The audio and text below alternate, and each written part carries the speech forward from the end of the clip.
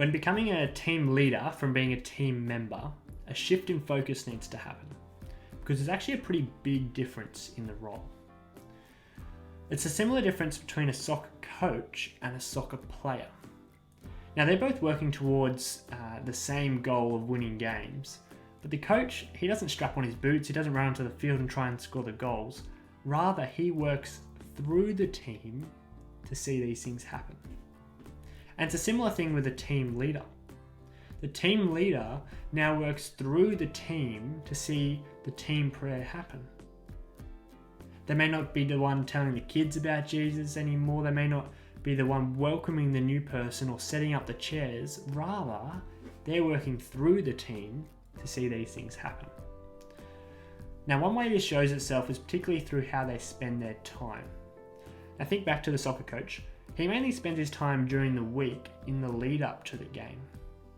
On the game day, he only gives a bit of a pep talk and a few pointers. It's up to the players on the game day. The same thing is with the team leader. They spend most of the time during the week developing, training, giving feedback, recruiting during the week for their team. And then it's the team members who are mainly doing the ministry on the day. Now, this shift, it's usually a pretty hard one to make because the thing you're giving up, you have to let go of this enjoyable thing. You're probably pretty good at doing the ministry, and so stopping the ministry is actually pretty hard. It can feel hard.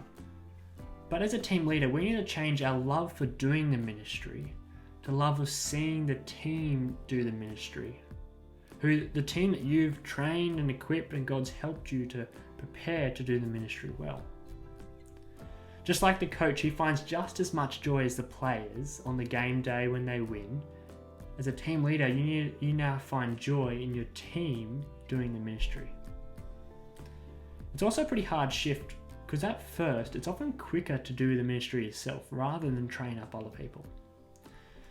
But if you ever think, over time, it's better to invest in your team for the sake of more fruit happening. It takes a lot of energy and time to develop leaders rather than just doing it yourself, but it's worth it in the long run to see more people belonging to Jesus. Take, for example, Tom. Say Tom has just been asked to be a team leader of the kids' church team.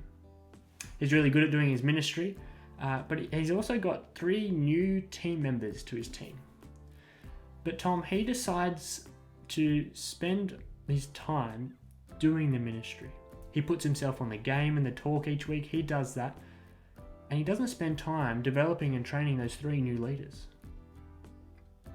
Now, say he didn't do that, and say instead he doesn't put himself on the ministry at all. He doesn't do the game, he doesn't do the talk, he puts his new leaders on the talk and the games.